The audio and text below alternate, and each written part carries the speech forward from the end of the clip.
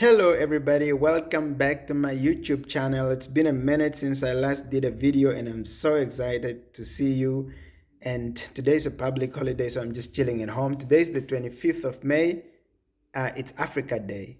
So Africa Day, put on my African attire.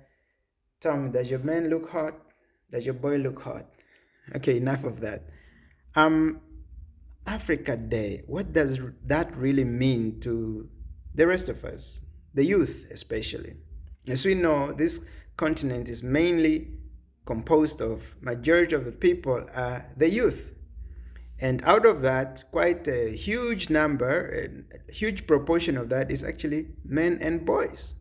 Meaning that actually men and boys, we have a huge responsibility to actually see to it that we are driving this continent forward and taking it to where it is expected to be. But the question still remains, do we as Africans have got common goals? Do we have objectives do we even have guidelines that will guide us as to this is what we expect every African person to do, and this is where we want Africa to be in the near future or in a century time to come? Or do we want, an Africa that remains porous and open for anybody to come and pick whatever they want to pick?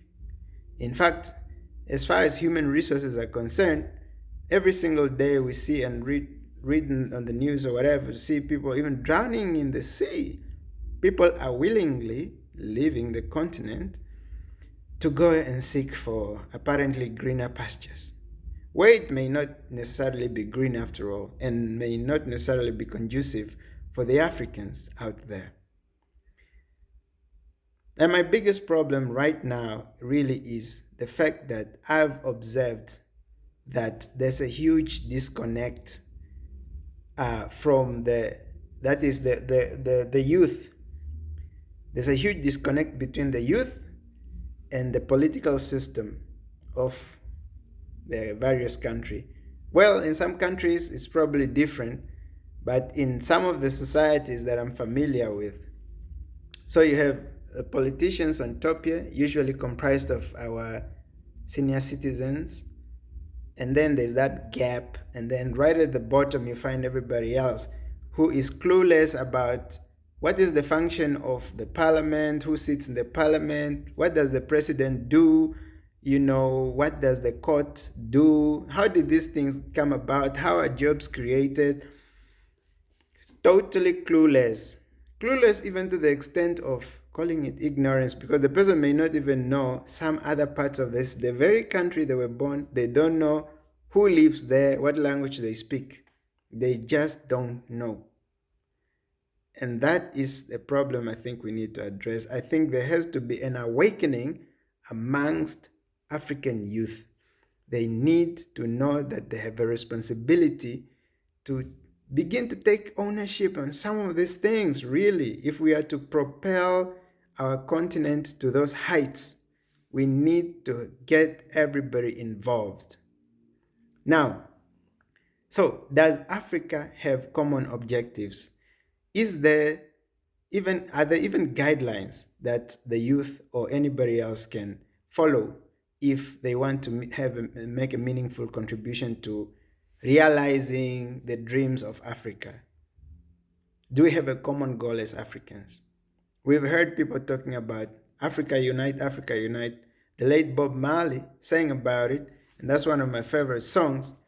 Africa Unite. Africa needs to remain united. That's the first and foremost thing. But how long are we going to talk about African unity without really clearly stipulating unite in which sense, go where, what are we going to achieve by uniting? Those kind of things. And we know that this continent is mostly, majority is the young people.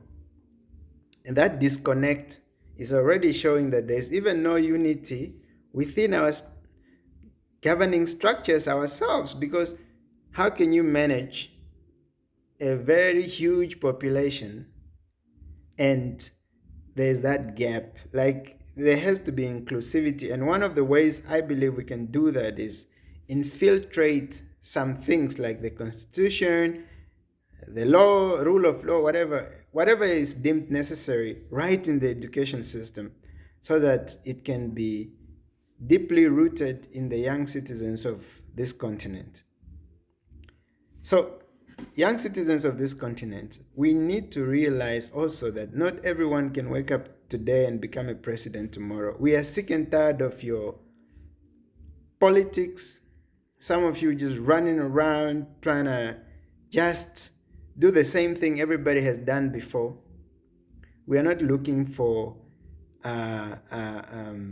more political divisions, because the more the political divisions, especially along tribal lines, the more the system becomes more and more fragmented. You are breaking the fundamental pedestal on which things are supposed to firmly stand. Is actually the masses. You are fragmenting them according to, tribal issues, religious issues, and blah blah blah blah, things like that. We don't need that. We just need to come up with other ways in which we can actually see to it that we are addressing our issues that affect us, all of us as youths. And then from there we can use the same mechanisms, we can use the same systems that exist to impact change. Because those systems that are let me give you a real practical example. Let me say the governing party, for example, has realized that we're supposed to achieve this, but we didn't achieve it, so we have gone wrong there. They're like that, and they're like, the problem is this and this and this. Tell me that those people haven't thought about that. They have most definitely thought about that, but you are less likely to see the so-called change or improvement, because the people who are supposed to benefit, or those changes are supposed to be enjoyed by those people are not coming forth to also, from their grassroots level, bring in their own input. I don't know if I'm making sense, to be honest, but the whole point is I want to encourage my fellow youth that we should realize that what we need the most is to identify our own problems and find ways to shorten that gap between the politics of the day and ourselves. Shorten that gap, all right? Shorten that gap, because the reason why we need to shorten that gap is because we need to come close to these people so that there can be adequate mentorship, because sooner or later, one of us, as a very young people, probably somebody my age or younger, may become president tomorrow. And tomorrow, I don't mean literally tomorrow. So this is not a political rant, by the way. I was just saying, like, we really need to wake up.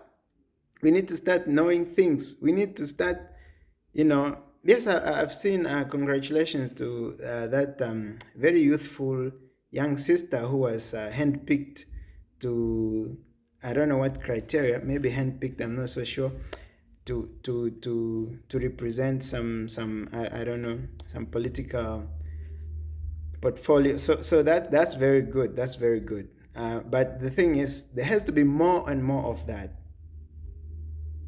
Secondly, from the awakening part and the political involvement and how it's going to help us open our mind, the second thing is, I think we need to redirect our focus of African principles from where it is now to where it should be. When I talk about principles, especially for men and boys, I'm talking about what your grandfather or grandmother used to tell you around the fire of what the man is supposed to be. A man is supposed to be someone who is a protector, who is a provider, especially those of you with homesteads, with households. You sit around, with your children. Your children have to listen to you. they have to call you father, and their mother has to listen to you. She cooks your meals like that. Those are godly and African principles. And the man, man has a responsibility, and men, well, let me not start all over again talking about men. But nowadays, what's happening is that the most valuable unit of the African society, which is family, has totally been attacked. Majority of them still withstand that, and especially in the rural areas, you probably mostly see, yes, a lot of that still happening, people sitting around the fire and discussing and talking and teaching. That's very good. The elderlies, most of them are in the rural areas. So you young people need to come on holiday to rural homes and go and sit around even your distant aunties and uncles. Don't say I can't go there because there's no electricity. I'll miss on my new series on Netflix. I really love that show. Can't miss out on that. My dear, go and get a little bit of blessing. Sit with them. The issue of principalities of what a man should be in the African context need to come back.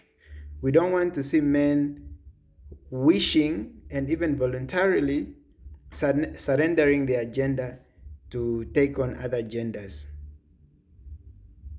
We do not want to see that. We do not want to see the perpetual horrible acts that some men are committing, gender-based violence being one of them, men raping.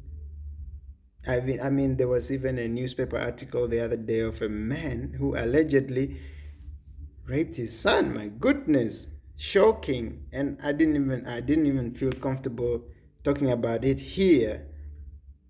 But I mean, it's there in the newspapers. So that just goes on to tell you that people, we are lost. We are totally lost. These are not African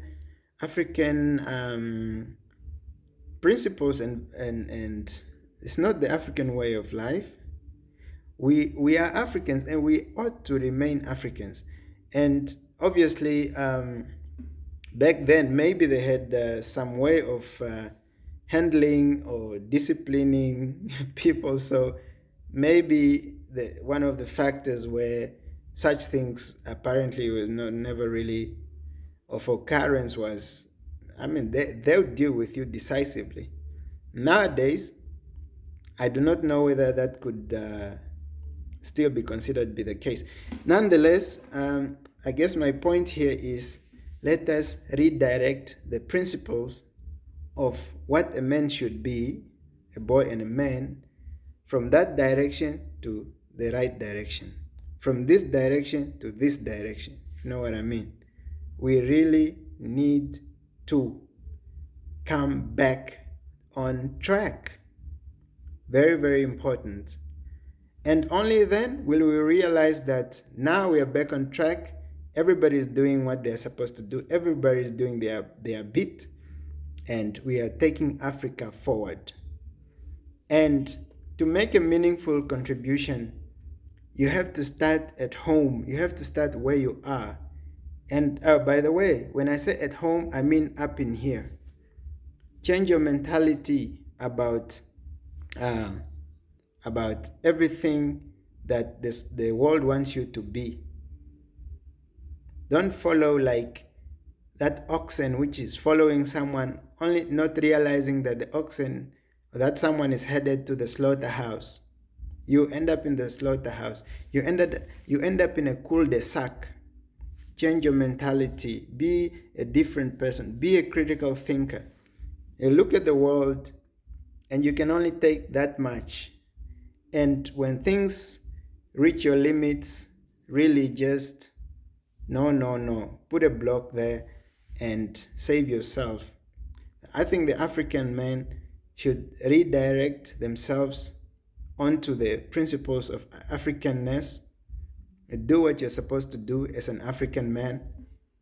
Bring up your boys in good faith, and as well as just train them to be real respectable, honorable men who are protectors, who care for children and men, and women, who don't wish to hurt or harm a woman, who just are there for the greater good of the society. Like Father Adam in the Bible was given the responsibility to take care of Eden, including every little thing. So a man's dominion should go beyond just, his immediate family.